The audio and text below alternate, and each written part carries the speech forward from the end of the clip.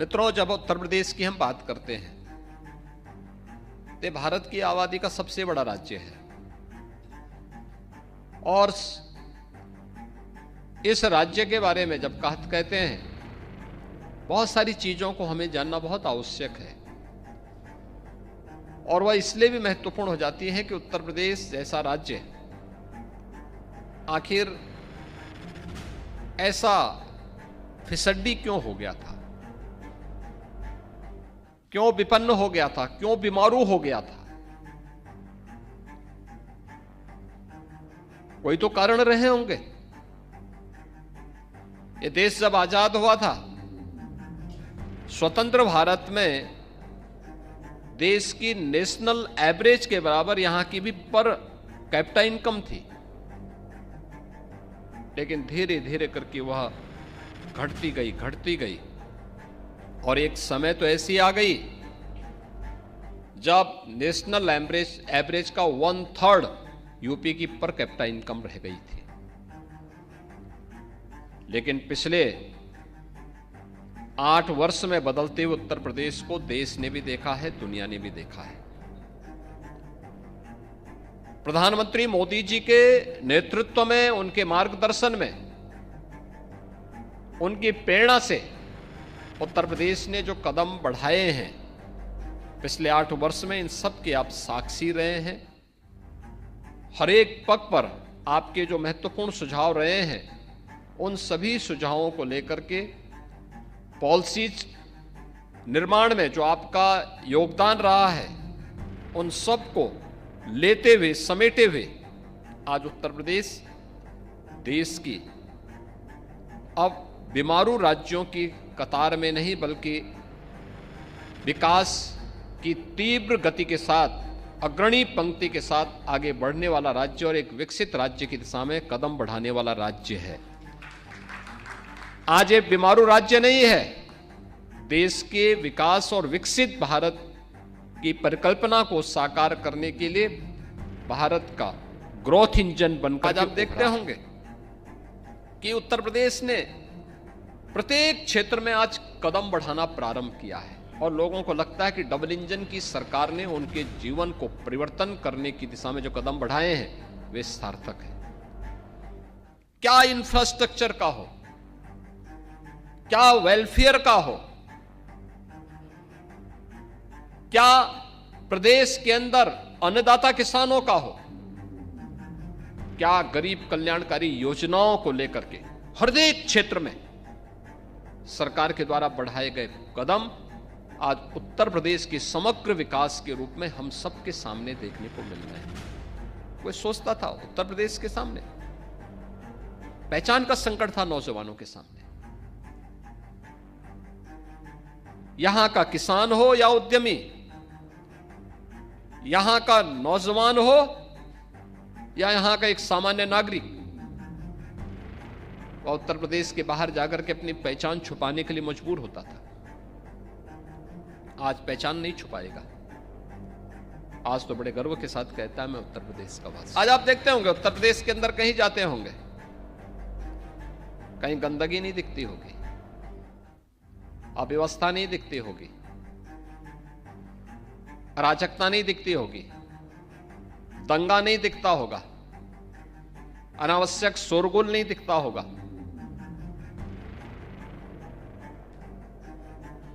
Rule of law आपको उत्तर प्रदेश के अंदर अक्सरशः एक केवल भाषणों का विषय नहीं, जमीनी धरातल पर दिखता होगा। ये जमीनी धरातल की एक हकीकत है। कोई सोचता था अनावश्यक धर्मस्थलों से माइक की आवाजें बंद हो जाएं? हां, सबसे ज्यादा माइक थे यूपी में, हमने सभी उतार दिए। आज यहां पे नहीं होती है। पर्व और त्योहार के अवसर पर सड़कें जाम होती थी और प्रतिस्पर्धा फिर विकास के लिए नहीं होती थी। एक पक्ष कहता था धर्मस्थल के अंदर जगह है, वो कहता नहीं मैं तो सड़क पे ही करूंगा। हमने कहा सड़क चलने के लिए है और अगर सड़क पे ज्यादा देर खड़े रहोगे, जाम करोगे, तो हर्जाना भी भुगतना पड़ेगा। फिर अब तय कर लो क्या करना है। आज आप देखते होंगे सड़कों पर कोई भी ऐसा नजारा नहीं होता है, सड़कें खाली हैं। अलविदा की नमाज में भी आपने देखा होगा और ईद के अवसर पर भी देखा होगा। उधर ये लोग करते थे तो दूसरी तरफ भी लोग आते थे, कहते थे साहब अब हम तो भी हनुमान चालीसा चौराहे पे करेंगे। हम उनको समझाते थे, अरे मंदिर का ये जगह है। लोग कहते थे नहीं, जब वो कर रहे हैं तो हम भी करेंगे। हमने कहा नहीं कि किसी को भी नहीं करने देंगे। आज आप देखते होंगे कॉमन मैन को समस्या नहीं, बेटी भी सुरक्षित हुई तो व्यापारी भी सुरक्षित हुआ है। ये तब जब सुरक्षा का एक बेहतर वातावरण दिया गया। लेकिन बेहतर वातावरण देने के लिए अचानक सरकार कदम नहीं बढ़ा सकती। पुलिस की पारदर्शी भर्ती की प्रक्रिया को आगे बढ़ाया गया, उनकी कैपेसिटी बिल्डिंग। जब 2017 में हम लोग आए थे, 1.5 लाख पुलिस कर्मियों की भर्ती यहां खाली थी, जगह खाली थी। अनुमान करिए जिस राज्य में 1.5 लाख पुलिस कार्मिक को पद खाली हो, क्या हालत होते रहे होंगे उस राज्य के। और खाली इसलिए थे क्योंकि माननीय न्यायालय को, माननीय उच्चतम न्यायालय को और माननीय उच्च न्यायालय को तत्कालीन प्रदेश सरकार पर विश्वास नहीं था कि पारदर्शी भर्ती की प्रक्रिया संपन्न कर पाएंगे। मैं भौचक था, मैंने कभी 1.5 लाख पुलिस की भर्ती, पुलिस के पद खाली पड़े हुए हैं तो ये भर्ती होती क्यों नहीं है। मुझे बताया गया साहब इसलिए नहीं भर्ती हो रही है क्योंकि कोर्ट ने स्टे लगा रखा है। हमने कहा कोर्ट के कुछ ऑब्जर्वेशन तो होंगे, उस ऑब्जर्वेशन को पूरा करो ना, पॉलिसी बनाओ। एक जो मंशा है माननीय न्यायालय की, उस मंशा के अनुरूप पॉलिसी तैयार करो, न्यायालय में सबमिट करो, स्टे वैकेट करो। फिर मेरे सामने प्रस्ताव आया कि साहब अगर हम एक साथ इतनी भर्ती करेंगे तो ट्रेनिंग कहां होगी। मैंने कहा ट्रेनिंग की क्षमता कितनी है, कहा 3000। और मैंने कहा पद कितने खाली हैं, 1.5 लाख। तो मैंने कहा तो जिंदगी भर हम ट्रेनिंग ही कराते रहेंगे क्योंकि 9 महीने की ट्रेनिंग है। तो हमने उस समय कहा, मैंने कहा भी आप पैरामिलिट्री, मिलिट्री और अन्य राज्यों से मालूम करो। कुल मिलाकर के हमें यह क्षमता बढ़कर के, यानी मिलिट्री, पैरामिलिट्री और अन्य राज्यों से भी हमने जो सहयोग लिया, कुल मिलाकर के 30,000 हुआ। हमने कहा भी पहले अपनी क्षमता को बढ़ाओ क्योंकि भर्ती की प्रक्रिया कोई आज एक दिन में तो होगी नहीं। हम आज विज्ञापन निकालेंगे, स्क्रीनिंग होगी, प्रक्रिया को बनते बनते बनते कम से कम इसमें 9 महीने का, 9 से 10 महीने लगेंगे। अगर हम तेजी करेंगे तब अच्छा होगा कि हम लोग इस दौरान अपनी ट्रेनिंग की क्षमता को बढ़ाएं, अच्छे ट्रेनर तैयार करें। और आज मुझे बताते हुए प्रसन्नता है, इस समय हमने 60,000 भर्ती एक साथ की है पुलिस कार्मिकों की, 60,200। और इस 60,200 की ट्रेनिंग एक साथ हम करने जा रहे हैं। 3,000 से बढ़ा करके 60,000 पुलिस कार्मिकों की एक साथ ट्रेनिंग हो। आज ये क्षमता अकेले उत्तर प्रदेश में है। उत्तर प्रदेश आज इसको करने जा रहा है। भर्ती की प्रक्रिया किसी भी विभाग में पारदर्शी तरीके से संपन्न हो। आप मुझे बताइए कि जो व्यक्ति पैसा दे करके भर्ती हो रहा होगा तो वहां जाकर के वो भजन थोड़े गाएगा। और यही होता था यहां पे, यही होता था, बोली लगती थी, चाचा भतीजे में प्रतिस्पर्धा होती थी कौन कितना वसूली कर ले। लेकिन आज ऐसा नहीं है, आज पारदर्शी तरीके से सारे कार्य चल रहे हैं। और यही कारण है सरकार पॉलिसी लाई, अपने रिसोर्सेस को बढ़ाई, सरकार ने अपनी इनकम बढ़ाई, अतिरिक्त टैक्स का बोझ जनता जनार्दन पे भी नहीं देने दिया। सबसे कम वैट वाला राज्य यूपी है और सबसे अच्छी सुविधा भी उत्तर प्रदेश अपने यहां देने का प्रयास कर रहा है। इंफ्रास्ट्रक्चर पर ध्यान 2017 के पहले लोगों का मानना था जहां से सड़कों पे गड्ढे हो जाए, दिखे और सायकाल होते ही जहां अंधेरा दिखाई देने लग जाए, समझ लो उत्तर प्रदेश आ गया। आज बहनों और भाइयों ऐसा नहीं है। आज हमारी इंटर स्टेट कनेक्टिविटी 4 लेन की कनेक्टिविटी से जुड़ी हुई है।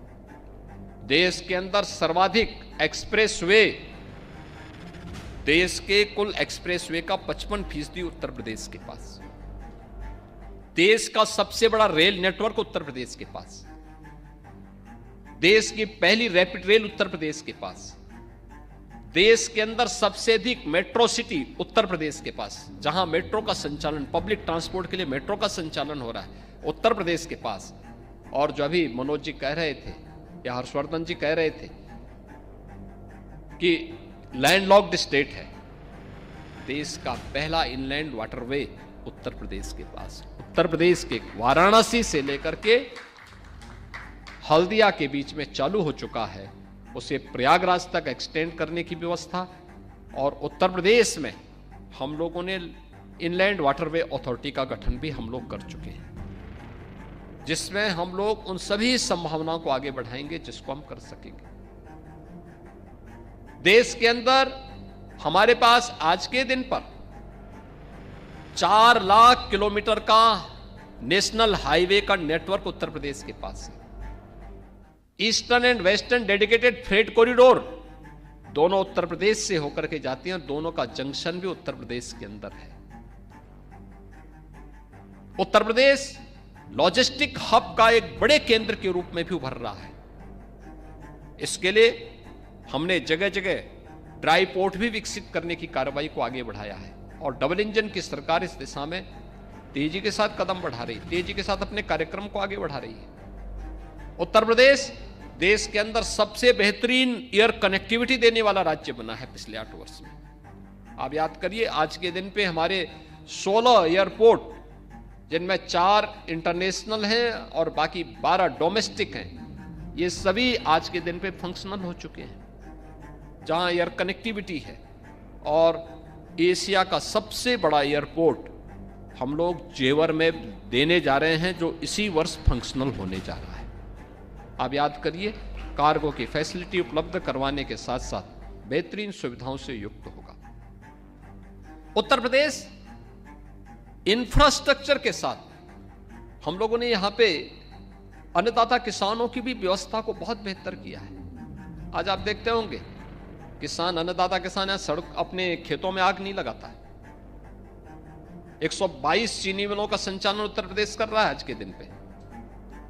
कहीं कोई आंदोलन नहीं, कहीं कोई अव्यवस्था नहीं। जब हम लोग आए थे 2017 में, चीनी मिल का बकाया 10 वर्ष पुराना भी था। 10 वर्ष पुराने से चीनी मिलों का भुगतान बकाया था और आज 122 में से 105 चीनी मिलें ऐसी हैं जो चीनी मिलें 3 दिन से लेके 7 दिन के अंदर गन्ना मूल्य का भुगतान कर रही है। ये परिवर्तन है। कहां 10 वर्ष और कहां 3 से लेकर 7 दिन का समय। ये वही उत्तर प्रदेश है जिसने 8 वर्ष में 2,80,000 करोड़ रुपए का गन्ना मूल्य का भुगतान डीबीटी के माध्यम से सीधे किसान के खाते में किया है। अगर 1996 से 2017 के बीच में हम देखेंगे, इन 22 वर्षों में जितना गन्ना मूल्य का भुगतान गन्ना किसानों को हुआ है, उससे भी 60,000 गन्ना मूल्य का भुगतान अतिरिक्त हम लोगों ने मात्र 8 वर्ष में ही गन्ना किसानों को किया है। यानी ये चेंज है, ये परिवर्तन। आज मैं इस बात के लिए आपको आश्वस्त करता हूं, यूपी इस दिशा में काफी आगे बढ़ चुका है। और आप में से मैं फिक्की से भी कहूंगा, हमारी जो स्टेट यूनिट फिक्की के है वो इस बात को जानते होंगे कि उत्तर प्रदेश इस समय अपने एक्सप्रेस वे पर लैंड बैंक बना रही है, बहुत बड़े लैंड बैंक को आगे बढ़ा रही है। लगभग 30,000 एकड़ लैंड बैंक हम लोग केवल अपने एक्सप्रेस हाईवे पे तैयार कर रहे हैं। Ganga expressway, Purvanchal expressway, Bundelkhand expressway और भी लिंक एक्सप्रेसवे पे भी, Gorakhpur link expressway, Ballia link expressway, Lucknow Kanpur के बीच में एक्सप्रेस, ग्रीनफील्ड एक्सप्रेसवे, शाहजहांपुर से फर्रुखाबाद होते हुए लखनऊ आगरा एक्सप्रेसवे पर भी हम इस लैंड बैंक को तैयार कर रहे हैं, जिसमें से 30,000 एकड़ का एक बड़ा लैंड बैंक हमारे पास आ चुका है, जिसमें से 4,000 का हम आवंटन भी कर चुके हैं। और इसके साथ ही झांसी और कानपुर के बीच में बीडा के नाम पर एक नया औद्योगिक शहर बसाने की कार्रवाई भी चल रही है। यह लगभग 57,000 से लेकर 60,000 एकड़ क्षेत्रफल में यह नया औद्योगिक शहर बस रहा है। 25,000 एकड़ से अधिक लैंड अब तक हमारे पास आ चुकी है। वहां पे बेहतरीन कनेक्टिविटी है, एयरपोर्ट भी वहां देंगे, सभी प्रकार की सुविधाओं को वहां पर देंगे। आप लोग एक बार अवलोकन करें, तीसरा सिक यूनिट जितनी भी यूपी के अंदर थी, उन सिक यूनिट को रिवाइव करने या फिर वहां पे नई यूनिट लगाने की कार्रवाई को भी उत्तर प्रदेश सरकार उस दिशा में भी कार्य आगे बढ़ा रही है। बहुत तेजी के साथ कार्य आगे बढ़ा रही है। नए नए फील्ड में नए इन्वेस्टमेंट की नई गारंटी यूपी के अंदर मिल रही है और उसी प्रकार की सुविधाएं कोई अनुमान करेगा। यूपी के अंदर 2017 के पहले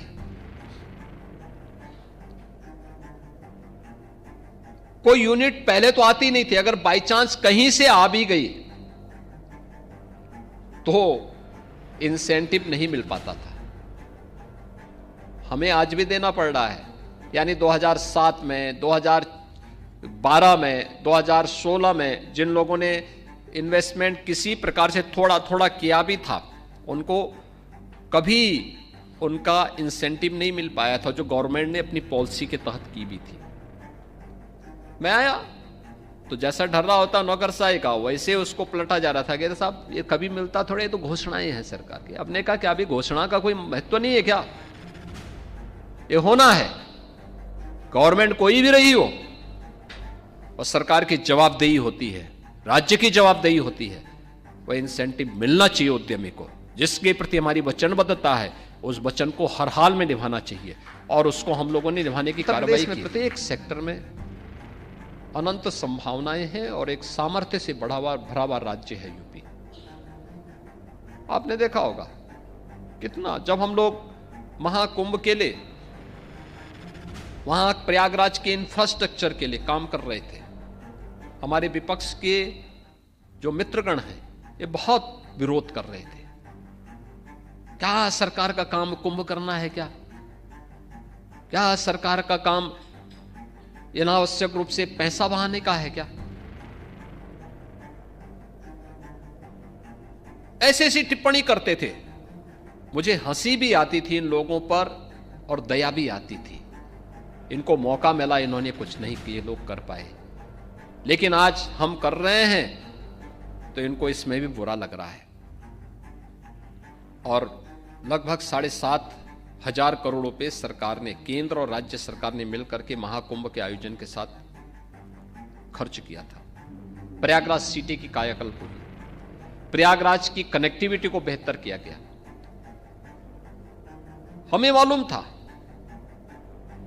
जनता के प्रति देश का विश्वास, उत्तर प्रदेश की जनता और देश का जो विश्वास आज सरकार के साथ, डबल इंजन सरकार के साथ जो जुड़ा है, बड़े पैमाने पे श्रद्धालु आएंगे, बड़े पैमाने पे श्रद्धालु आएंगे।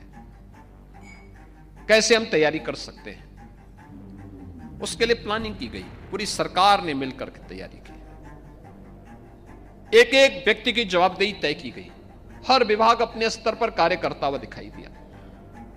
और मैं तब भी बोलता था कि महाकुंभ का मतलब अब केवल प्रयागराज नहीं होगा, महाकुंभ का मतलब काशी भी होगा, विंध्यवासिनी धाम भी होगा, अयोध्या भी होगा, चित्रकूट भी होगा, नैमिषारण्य भी होगा, गोरखपुर भी होगा, मथुरा वृंदावन भी होगा, सुख तीर्थ भी होगा। और मैं जहां पहुंचता था हर दिन, मुझे इस दौरान प्रयागराज में तो काफी बार जाने का अवसर मिला था, बाकी अन्य जगहों पर अयोध्या इस दौरान 2 बार मुझे जाना पड़ा था और काशी 1 बार जाना पड़ा था। लेकिन अन्य जगहों पर भी हमने पहले से ही वीडियो कॉन्फ्रेंसिंग के माध्यम से, कहीं मुख्य सचिव को, कहीं पर अन्य अधिकारियों को भेज करके, मंत्रियों की टीम को भेज करके वहां व्यवस्था को ठीक करने के लिए हमने कहा था। और आप आश्चर्य करेंगे कि जहां भी मैं फोन से बात करता था, जहां भी फोन से बात करता था, हर एक जगह यही समाचार मुझे मिलता था कि साहब भीड़ है, अनुशासित है, कहीं कोई समस्या नहीं। पूरा पैक था। क्या विंध्यवासिनी धाम, क्या काशी, क्या अयोध्या, क्या गोरखपुर, क्या चित्रकूट, क्या नैमिषारण्य, प्रयागराज तो था ही। प्रयागराज में तो भीड़ थी ही, देश और दुनिया की। यानी भारत के अंदर की किसी भी राज्य की नंबर प्लेट की गाड़ियां आपको इन रूट्स पे दिखाई दिखती थी, और नेपाल और भूटान की गाड़ियां भी दिखाई देती थी जो यहां पे फ्रीक्वेंट चलती थी, जिन्होंने आकर के महाकुंभ का आनंद भी लिया और महाकुंभ के आनंद के साथ बिजनेस को भी बढ़ाया, हर एक सेक्टर में बिजनेस को बढ़ाया। जो वहां गया उसको उस प्रकार की सुविधा मिली, उस प्रकार का आनंद की अनुभूति भी हुई। तो उत्तर प्रदेश की उस सामर्थ्य को दुनिया ने देखा है, देश ने देखा है, और वही सामर्थ्य उत्तर प्रदेश के अंदर आज भी है।